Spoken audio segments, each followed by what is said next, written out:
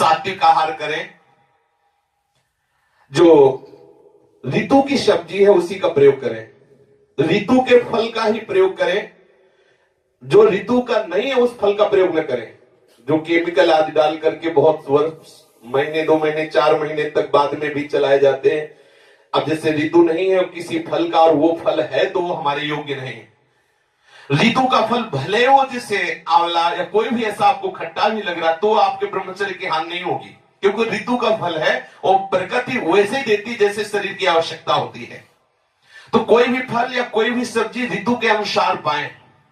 ऋतु के प्रतिकूल कोई भी सब्जी जो क्या कहते हैं कोल्ड स्टोर में है, हाँ कोल्ड स्टोर, उसमें रखी वाली ना पाए, मतलब ताजी ताजी जो ऐसा कोई भी भोजन ऐसा पाए जो पचने में हल्का हो, जो मधुर हो, प्रिय हो।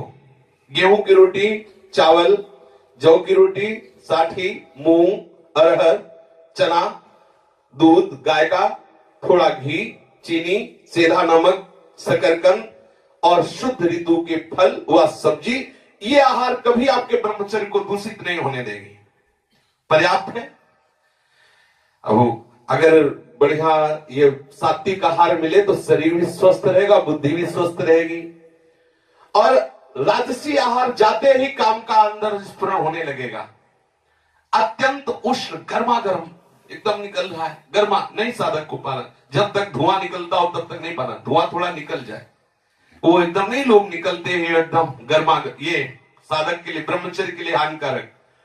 कड़ुआ, एकदम कड़ुआ बिल्कुल नहीं पाना, एकदम तीखा नहीं पाना, बहुत नमक पड़ा हुआ नहीं पाना, अत्यंत मीठा अधिक मीठा नहीं पाना, रूखा एकदम नहीं पाना, चटपटा नहीं, खट्टा आम की खटाई ये खटाई नहीं, और अधिक तेल युक्त, दोष युक्त, गरिष्ठ पूड़ी कचौड़ी मालपुआ समोसा ये नहीं।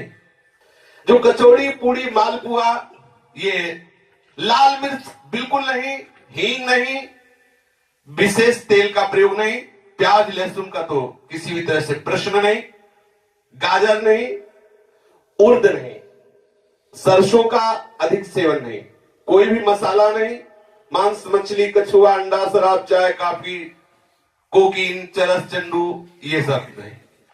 ये आहार पाते ही आपको चंचल बना देगा, कामी बना देगा, क्रोधी बना देगा, लालची बना देगा, पापी बना देगा। आप पाके देख लीजिए पक्का। जो ये अत्यंत उष्ण कड़ुआ तीखा नमकीन अत्यंत मीठा रूखा चटपटा खट्टा तेल युक्त दोष युक्त गरिष्ठ पूड़ी कचौड़ी मालपुआ खट्टा लाल मिर्च तेल हींग प्याज लहसुन गाजर उड़द सरसों मसाला मांस मछली कछुआ अंडा शराब काफी डाफी और कोकीन और चरस और चंडू और सभी सब, ये सब पाने वाले कभी ब्रह्मचर्य नहीं रह सकते।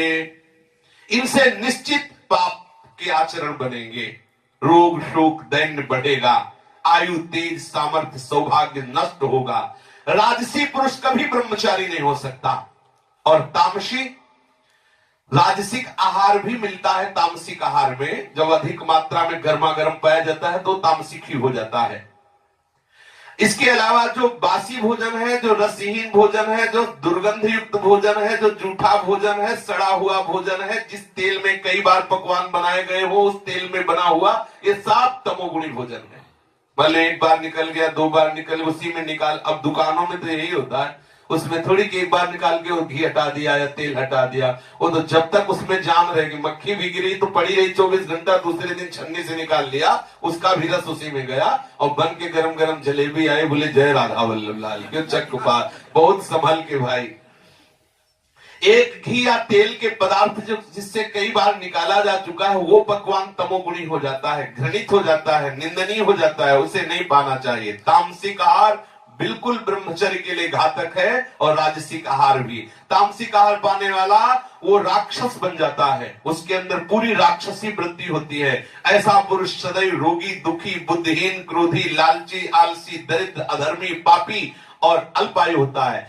जो हस्त क्रिया के द्वारा वीरपात करता रहता है वो अकाल मृत्यु को निश्चित प्राप्त हो जाएगा, मरेगा। क्योंकि महत अपराध बंद, वो मत समझो कि अपराध नहीं बन रहा, वो अकाल मृत्यु को प्राप्त होगा, उसके अंदर ऐसे भयंकर रोग पैदा हो जाएंगे, परेशान हो जाए। डरो डरो, वैसे ही मरना है, काय को ऐसे मर रहे हो। राधा राधा रटो, नियम से चलो, एक बार निश्चय कर लो मुझे हर जन्म सहना है, प्रभु की प्राप्ति के लिए मैं हर कष्ट सहूंगा, ऐसा भाव कर लो। और फिर सात्विक भोजन भी जब पा रहे हो तो विचार बिल्कुल ठीक होने चाहिए। भोजन पाते समय कोई ऐसा दृश्य जिससे आपके विचार गंदे हो, कोई ऐसा पढ़ना जिससे विचार गंदे हो, कोई ऐसी वार्ता करना, या कोई अंदर ही अंदर विचार गंदे करते हुए सात्विक आहार भी पाओगे तो आपकी बुद्धि पतित हो जाएगी।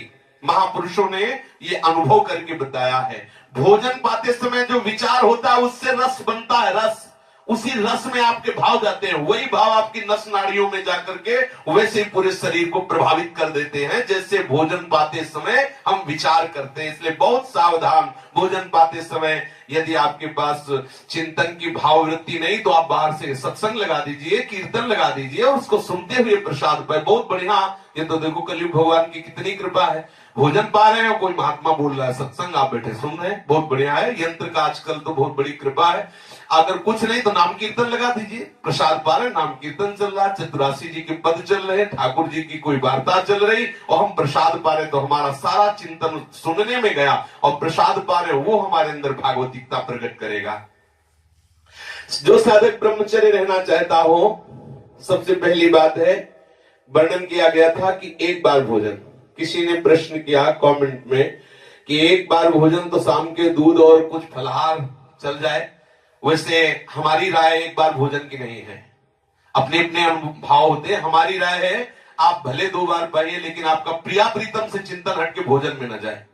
प्रिया प्रीतम आप एक बार पाते हैं, 14 रोटी दबा के पा लिए तो ठीक नहीं है, आप उसे 7-7 कर लीजिए, 6-6 कर लीजिए, 3-3 कर लीजिए, जितना आपसे बन जाए। भोजन का चिंतन नहीं होना चाहिए, भजन में भोजन विक्षेप ना बने, ना तो भूखे रहने में ना छके रहने में, ये साधक को खुद देखना है। और शरीर की बात, बोले 2 ही रोटी पानी है और वहां 2 रोटी छुन्न से हो गई, पता ही नहीं चला कहां गई। अब हर चिंतन बन रहा कि कब 6 बजे 2 और मिले। भैया हमें ऐसी साधना में कोई भी लगाव नहीं है, 2 की जगह चुपचाप 4 डाल लो, राधा राधा जपो 6 घंटे 8 घंटे, फिर आवे तो फिर 2 डाल लो, इसमें कोई हानि नहीं होने वाली, लेकिन उसका चिंतन बने वो हानि का। जैसा हमें कुछ संतों से भी सुना और कुछ अपने भी हृदय की बात कि बड़ी शीतलता मिलती है जब प्रभु का चिंतन होता है, और बड़ी जलन होती है जब विषय का चिंतन होता है। यदि रोटी का चिंतन हो तो ऐसा व्रत आग लगे, हमें नहीं चाहिए वो व्रत, हमें श्री जी का चिंतन चाहिए। तो थोड़ा ये देख करके कि आपका चिंतन भोजन का ना हो, इतना भोजन ना बहुत कम हो, युक्ताहार क्यों प्रभु ने लिखा है, इसीलिए लिखा है। 2 समय भोजन बहुत बढ़िया रहता है। पहला भोजन 10 से लेकर 1 बजे के बीच में हो जाना चाहिए, इसके पहले कोई भी चाय नाश्ता ये सब नहीं होना चाहिए, पक्का। 2 बार तो फिर 2 ही बार है, आपको जो भी पाना है वो सब लेके, हमने ऐसे संतों के दर्शन भी किए हैं कि जैसे कोई कुछ दे रहा है और उस आश्रम में है तो लेके रख लिया, लेकिन पाएंगे वो 1 बजे ही, बीच में नहीं कि जो मिला वो पाते ऐसे थोड़ी थोड़ी देर में बंदर की तरह मुंह चलता रहे, साधकों का नियम नहीं है, उसे रख लीजिए। आप 2 ही बार पाए तो सिर्फ 2 ही बार पाए, 1 बार पाए तो सिर्फ 1 बार पाए, जो भी पाना है 1 बार पाए, जो भी पाना है 2 बार पाए, वो नियम आप रखें।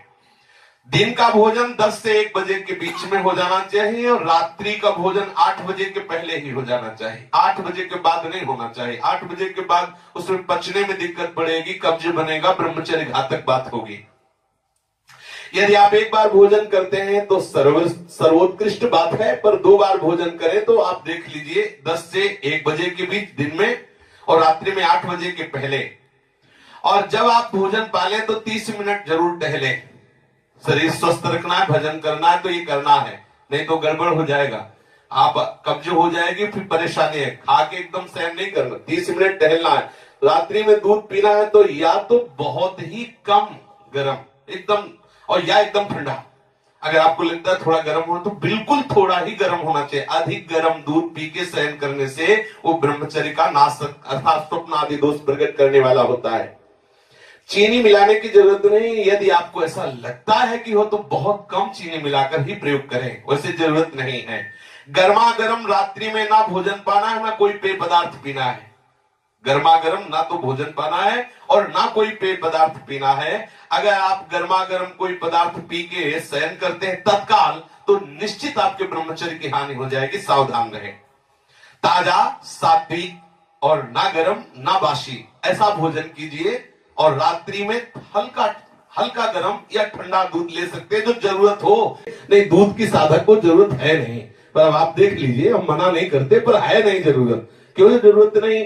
क्योंकि अपना कोई और कार्य है नहीं। भजन साधन और संयम नियम तो उतने में ही इतनी सामर्थ्य है कि दूध की जरूरत बिल्कुल नहीं, वस्तुतः नहीं जरूरत है। पर यदि आपको जरूरत हो तो ले सकते हैं गाय का दूध आधा लीटर, वो भी रात्रि में शयन के पहले, जो इतना गर्म हो कि मतलब आपको लगे कि हाँ ठीक है। अगर अधिक गर्म हुआ तो आपके ब्रह्मचर्य में हानिकारक है। यदि रात्रि में आपको थकान हो रही है, आपको लगता है मैं तत्काल शयन कर जाऊंगा, तो ना भोजन पाना है ना दूध पीना है। अगर रात्रि में आप बहुत थके हैं तो ना भोजन पाना है ना दूध पीना, आप शयन कर जाइए, सुबह भले ले लीजिए। अगर आप थकान के साथ भोजन और गर्म दूध पी ले और तत्काल लेट गए, तो फिर उसमें आपके संयम में बाधा पड़ने की संभावना है। भोजन के समय आप मौन भगवत चिंतन करें या भगवत विचार करें या भगवत चर्चा सुने। किसी भी तरह से आपके भोजन में अधिक नमक, मिर्च, मसाला, ये और मिठाई और किसी भी तरह का कोई नशा या कोई चंचलता पैदा करने वाले पदार्थ बिल्कुल नहीं होने चाहिए। भोजन के समय पानी बिल्कुल नहीं पीना चाहिए, ऐसा अभ्यास कर लेना चाहिए। यदि आपको प्यास लगती है तो भोजन के पहले आधा घंटा 1 घंटा पहले 1 गिलास ले लीजिए और भोजन के 1 घंटा आधा घंटे बाद ले लीजिए। उत्तम बात है 1 घंटा, लेकिन ना से पाओ तो आधा घंटा, लेकिन भोजन के बीच में जल लेने का विधान नहीं है, जो वास्तविक नियम से चलना चाहिए। तभी लीवर खराब हो जाता है। और एक कोरा पाया आधा लीटर पानी, फिर वो तो सब गड़बड़ हो जाता है। ऐसा अपने लोगों ने 20 वर्ष से अभ्यास किया है, पूरा भोजन हो जाएगा, 1 बूंद पानी की जरूरत नहीं है। भोजन के समय पानी नहीं पीना चाहिए। भोजन के 1 घंटा बाद या 1 घंटा पहले पानी ले लेना चाहिए। भोजन के पहले हाथ पैर और मुंह धो करके पूरे पवित्र हो करके फिर भोजन पाने बैठना चाहिए। भोजन नियमित समय पर, नियमित अर्थात 4 रोटी तो 4 ही नहीं।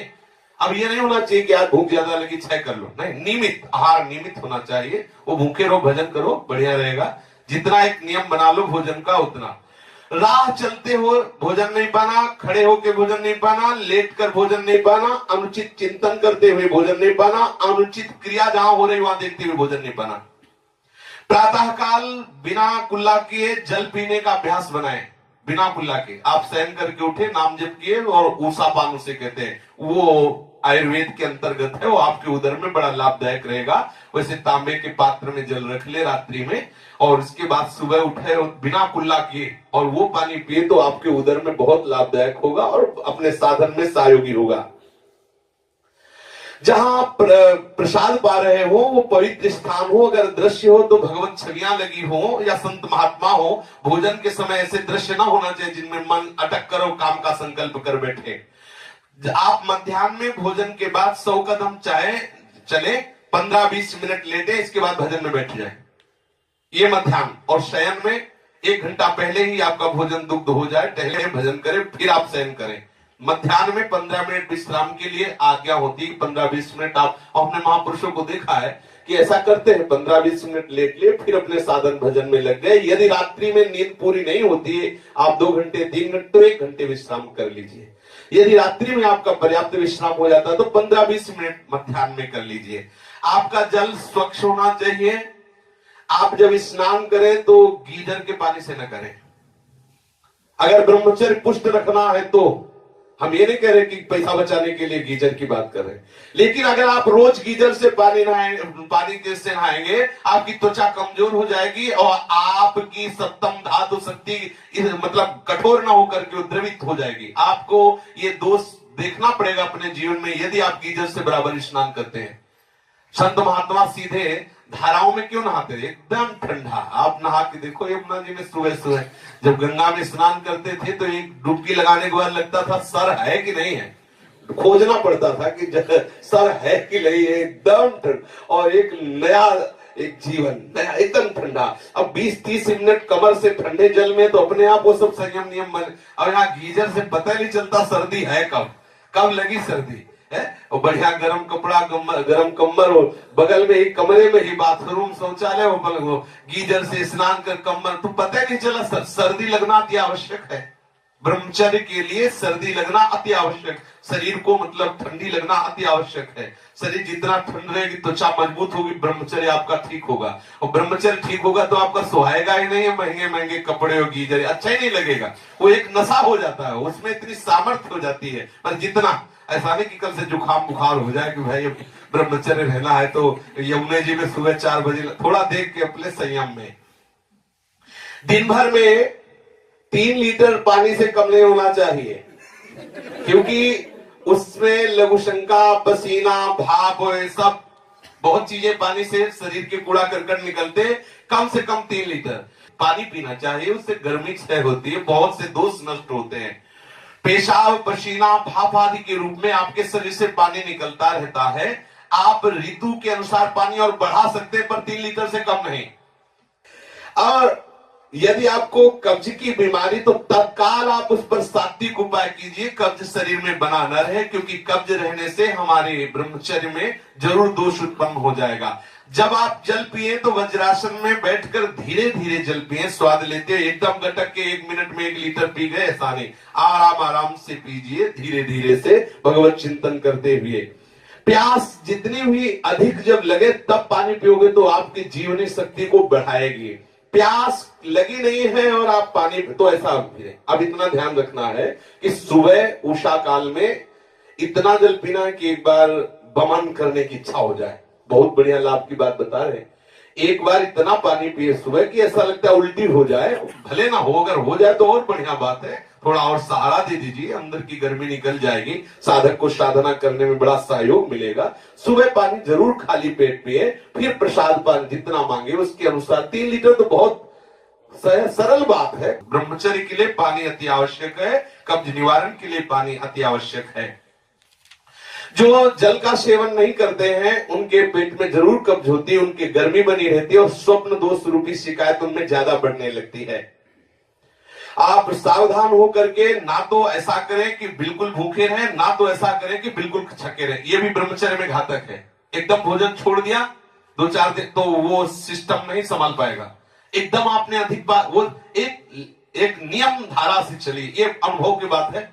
आज एकदम 20 रोटी पा ली, 4 दिन एकदम नहीं पाया, तो वो आपके ब्रह्मचर्य पर प्रहार करेगा।